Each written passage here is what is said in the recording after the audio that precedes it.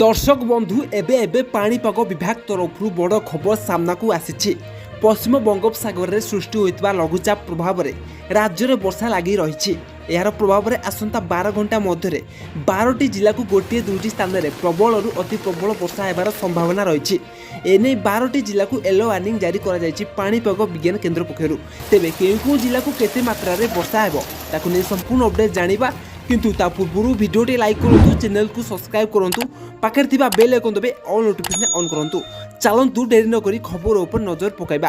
तेबे वर्तमान जहाँ सूचना मिलूँ सृष्टि होता लघुचाप आगामी 2 दिन जाए उत्तर ओडिशा और दक्षिण झारखंड मध्य दे पश्चिम उत्तर पश्चिम दिगरे गति कर संभावना रही। राज्य 2 दिन पर्यंत विभिन्न स्थान में प्रबल अति प्रबल वर्षा आशंका रही। एभली परिस्थिति में वर्षा समय दृश्यमान क्षमता ह्रास पाइबा सह ट्राफिक समस्या सृष्टि होबो बोली पाणीपाग विज्ञान केन्द्र पक्षर कहुई। सेप्टेम्बर 21 अर्थात आज अनेक जिले में समान स्थिति सृष्टि होगाकू 12टी जिला को येलो वार्निंग जारी करिछि पाणीपाग विज्ञान केन्द्र पक्षर।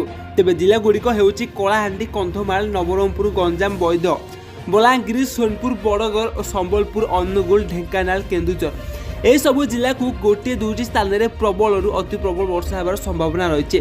बास से अलर्ट रुहतु। बास यह पाणीपाग विभाग लाटेस्ट अपडेट। यही पाणीपाग विभाग लाटेस्ट अपडेट पाइबा आम चैनल को सब्सक्राइब करी पाखे बेल आइकन दबाई ऑल नोटिफिकेशन ऑन करंतु।